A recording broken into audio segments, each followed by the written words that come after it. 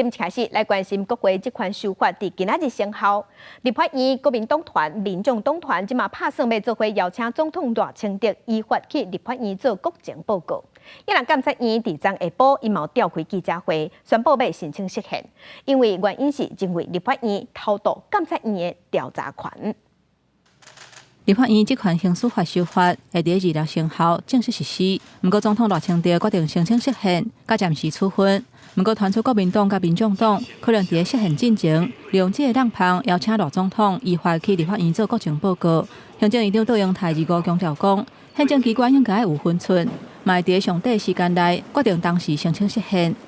大法官解释之后，才对这个新法究竟是合法还是失效，大家有共同的体认。所以我希望每个宪政机关都应该严守它的分寸呐。不应该有太多的不应该的动作。监察院嘛表态反对国会扩权，宣布会申请释宪，会伫法案生效了后，经过讨论，正式提出后会送院会。讲立法院利用修法达到修宪的目的，甲监察院的调查权偷渡去甲立法院，明显违反权力分立。本来分配给监察院的调查权，本来分配给司法院、检察机关还有检察机关的所谓的司法侦查权，通通拿到立法院去了。那用修法的方式达到修宪的效果。针对敢是支持三权分立，会考试院甲监察院，监察院是表达尊重。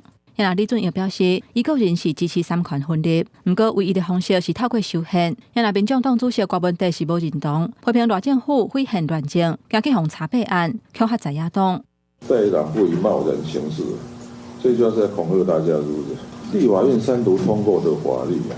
只要不合你的意，你就申请释宪，然后就不打算遵守了。我就要问大法官做还是不做？